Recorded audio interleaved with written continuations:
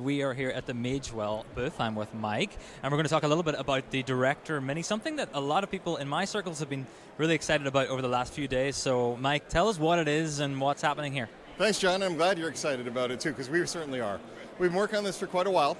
This is our first all-in-one portable production and streaming system. So, everybody knows Magewell for capture devices, streaming, IP conversion. Now we've packed that all in one box, portable with the touchscreen interface, with all the production tools you might want for a single operator to do live event coverage, remote contribution feeds, all that sort of thing.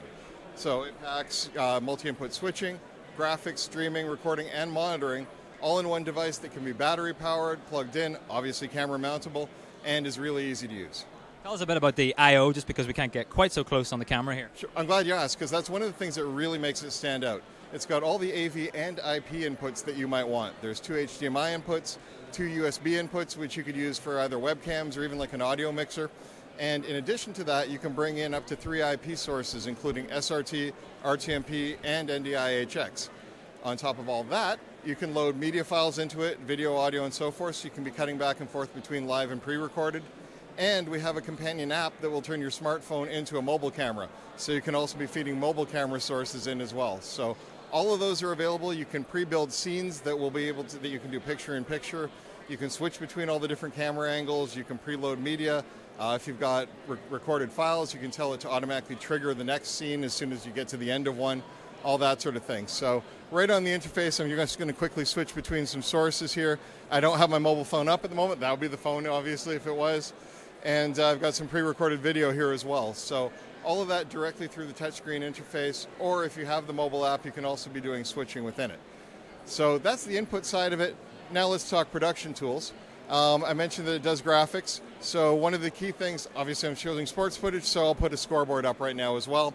You have full scoreboard controls, so it's really easy. You can be incrementing the score, having the game time countdown, things like that. One of the other fun things when we're talking sports is real-time telestration, so you can be drawing on the video. I've got that set to fade out in a few seconds. And then all the other standard type graphics type stuff that you might want, lower thirds, clocks, timers I mentioned already, any kind of keying graphic that you want to bring in, animated crawls and so forth across the bottom, all of that can be done right on the box.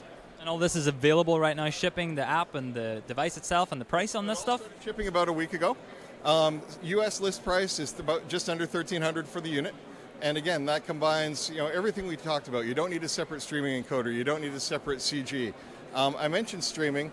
If I bring that up, you can stream to, we got presets for Facebook Live, YouTube Live, Twitch.